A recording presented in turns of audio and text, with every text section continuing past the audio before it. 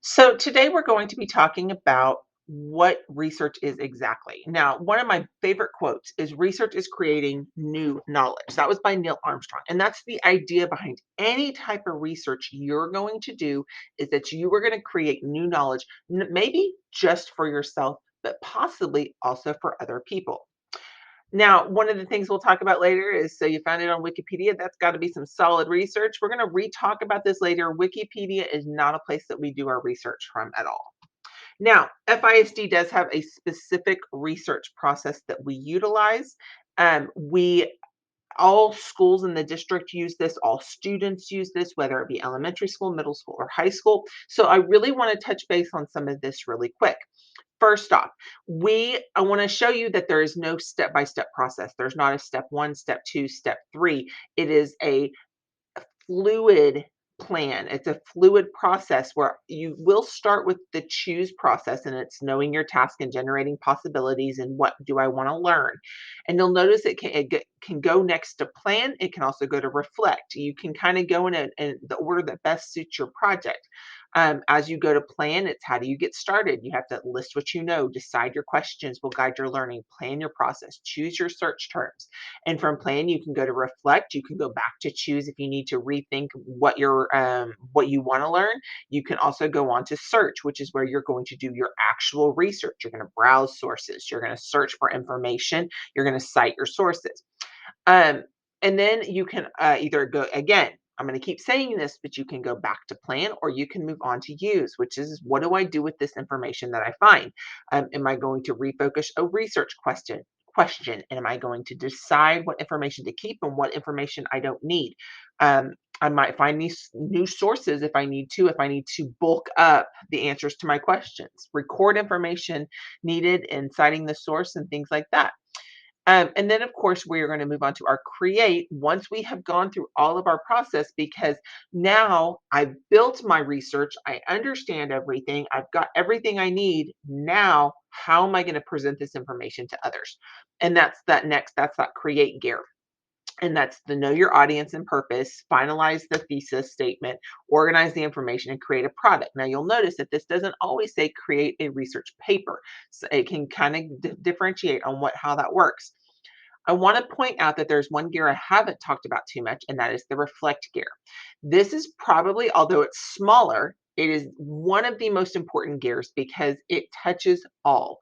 You'll notice that it touches choose, plan, search, use, create, because the idea is that you always have a moment to reflect and say, how can I improve this process? Get input from a teacher, from an adult, from a student. Improve your process. Make sure that you're knowing how best to get through things. And of course, revise and edit. You are always revising and editing. I always encourage students to go through that process and say, ooh, maybe I need to adjust this question. I might not be finding the answer to this question the way it's asked. So I might need to adjust my question. Or maybe I need to adjust my project. Remember, revise and edit is a part of all points of this process. Now, let's really be specific on the what research is and how you can become an expert later. So I'm going to talk about the definition of research. It is, and I love this definition is it's an unusually stubborn and persisting effort to think straight, which involves the gathering and intelligent use of data. Um, Research is hard.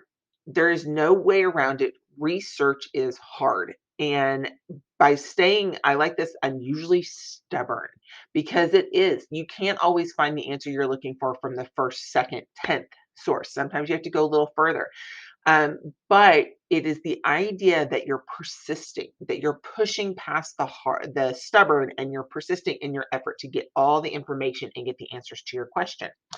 Now, this specific video I love because it really talks about what research is. And these are college students talking about it, but I'll stop talking for a second and I want you to listen to what they say.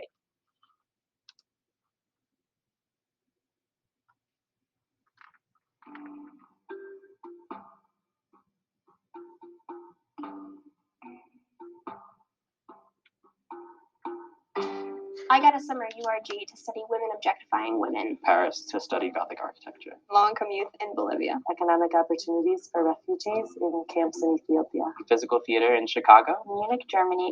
Concave probability measures. The development of the artistic and creative voice. To study the music dual-degree program at Northwestern University.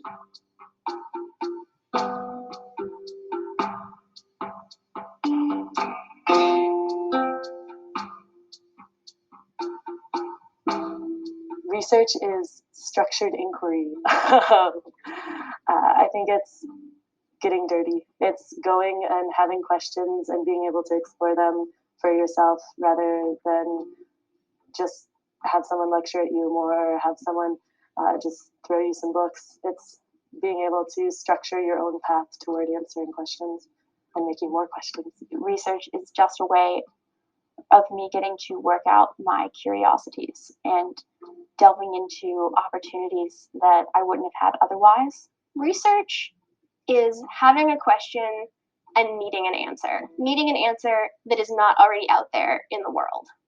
Trying to come out with some sort of discovery that is useful for you and the world around you. Investigating a really important question that interests you. So it could obviously be carried out in a series of different ways, but I think it's sort of like testing a hypothesis, collecting data in some sort of whatever sense you are collecting it in, and then sort of like looking at the data that you collected with the purpose of like answering some like broad overall question. Any active attempt that's usually prolonged, like a serious endeavor to answer a question that you are interested in. And however you want to go about it, I consider research. If you're a dancer and you find the answers to questions by creating a piece or dancing for 20 minutes on this topic, that to me is research. It can be creative or scientific. They're not mutually exclusive. The process of discovering new knowledge that has not previously been known. It encourages me to explore more, talk to more people, read more. But I think if I'm committed enough, I could potentially benefit the field and maybe fill some kind of research gap in the field. Research is fundamentally a creative activity, I think. And that, I think, is hard to learn sometimes, especially as a young scholar, where finding a project, finding something that interests you, and then making truly creative connections between disparate pieces of evidence is I think what research has to be. It has to be something that you develop out of your love for the material that you find and engage it as a creative project.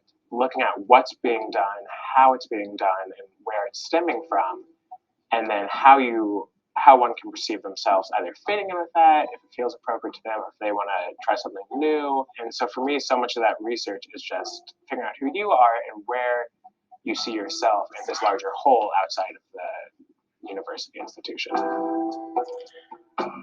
So one of the things I found very interesting was the guy who said that research is creative.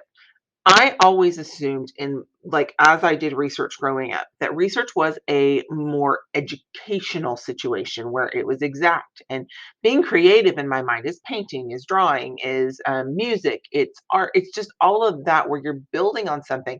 But when he said that, for me, it was like almost a light bulb switched on. The way we get our information, there's no necessarily right or wrong way. Now, there is right or wrong information, but there's not how we get about it there's not always an exact science to it.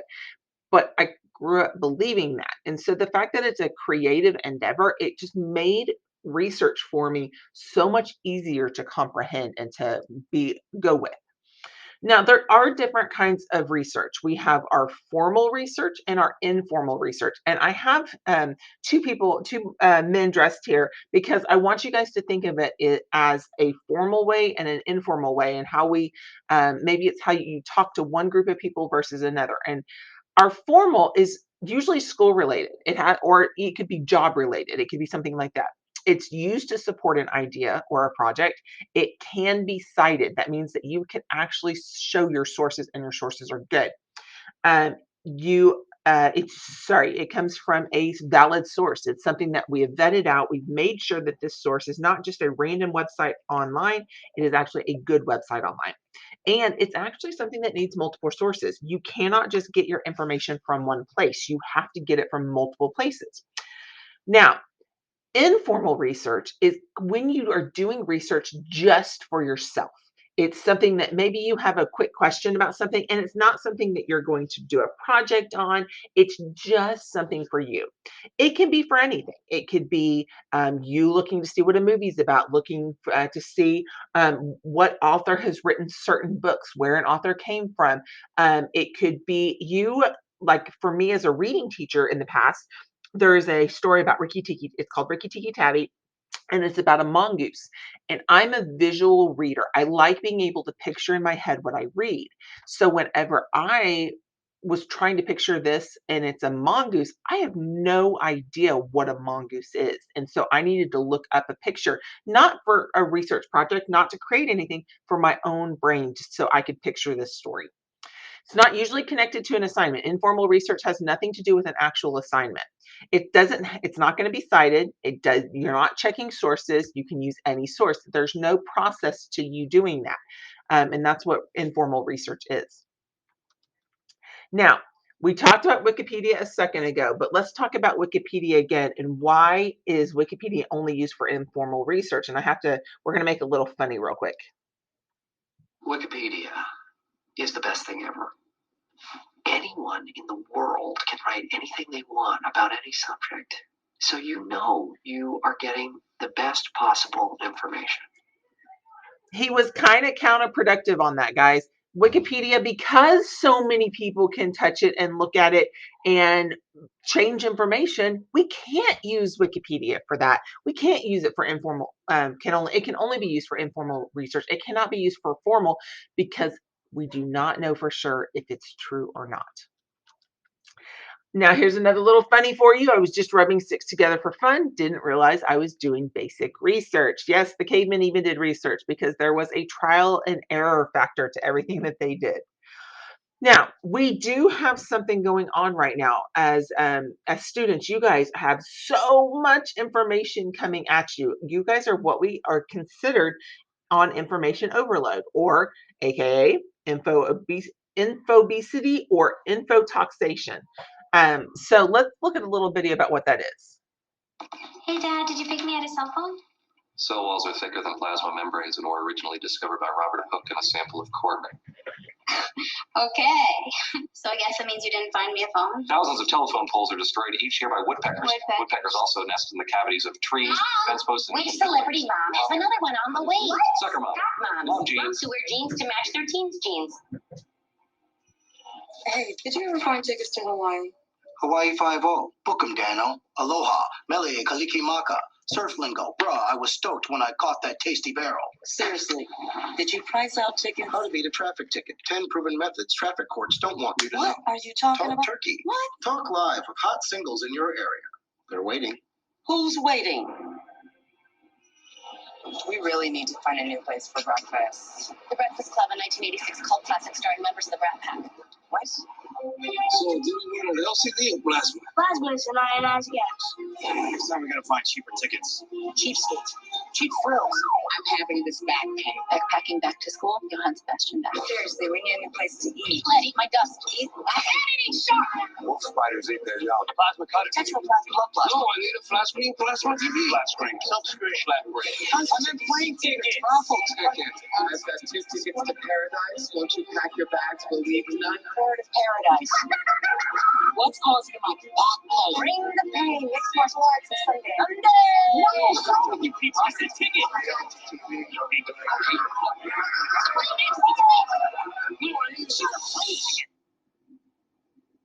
Find the cure at Bing.com. It's not just a search engine, it's the first ever decision. So the idea is that we have so much information coming at us all the time that we need to be very careful that we are pulling in the right information, the accurate information, the non-biased information. So that's what we have to be really careful about.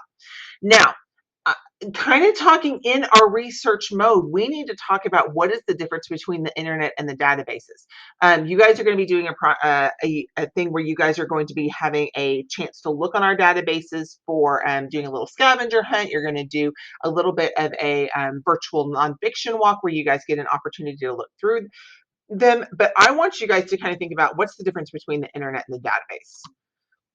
So let's watch this video real quick, and then I'm going to talk more about it.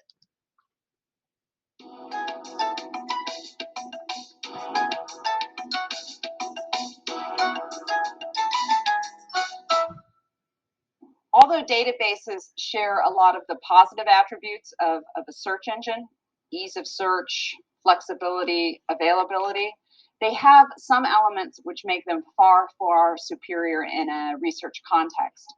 One is the content. With the web, you don't know what you're going to get. The web is a vast universe of information. Some of it is good, some of it is bad. Some of it is fact, a lot of it is opinion. I always think of the web as a big grab bag. And if you are a researcher, it's like you're putting your hand into this bag and you don't know what you are going to pull out. Are you going to pull out fact, or are you going to pull out opinion? Are you going to pull out information produced by a scientist, or information produced by your next door neighbor? You have no idea. And so even though the search is quick, on the search side, by the time you evaluate the information you found in terms of authority and bias and currency, you are 30, 40 minutes, an hour into the process. Database, on the other hand, has controlled content. If you use the Gale databases, for instance, all you are going to find are published, edited, scholarly, or substantive documents. You are going to get newspaper articles, you are going to get magazine articles, you're going to get scholarly journal articles, you're going to get articles from reference books. You are not going to get articles written by the guy who lives next door to you. And that is just such a relief and such a time saver for a student doing research at MJC. So the idea is that although the internet and databases both have to use a line into our data, like we have to have them connected to the web, that they are not the same. So let's talk about this. First off, with Google. Google is not always reliable. We don't know what we're getting all the time. They don't vet out all of their stuff. People pay to be at the top of a search so that you might, although you think that the top search is the best search, it might not be the most valid search. They're always trying to sell you stuff on Google. You'll notice that the ads pop up, especially on the right-hand side. That is their goal, is to try to sell you stuff, because that's how they make their money. There's no publication process. I can create a site and I can put anything out there that I want, and there's nobody checking the work. There's nobody double checking my facts. It costs nothing. For me to utilize Google, it doesn't cost me anything other than me paying for my internet service. There's no citations. When we use databases, they actually create our citations for us, whereas Google does not. Information is only so old. If I want information back from like the early 1900s, I'm not going to find it on Google, because although it feels like the internet is never ending and it has infinite space, it doesn't. And therefore, I'm constantly having to look for new stuff. On the other side of things, databases are always reliable. This information has been looked at. It has been it has been fact checked multiple times. It has gone through the publication process.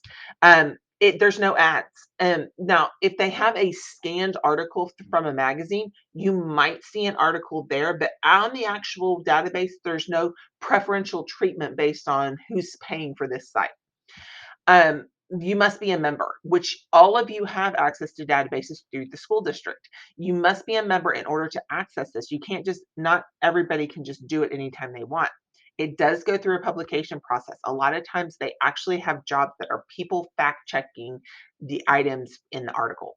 Citations are done for you, and in another video, you're going to see those citations and where to find them in databases. But those citations are done and completed for you.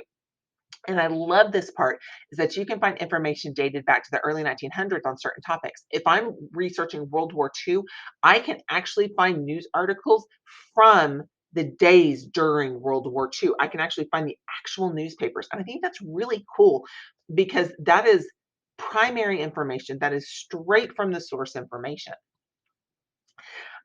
So that is really all we're going to talk about today and we're kind of doing the what is research. I challenge you today to maybe go do a formal research and try to look something up that you're interested in, and maybe find a couple of websites that are good websites and a couple that are not great websites.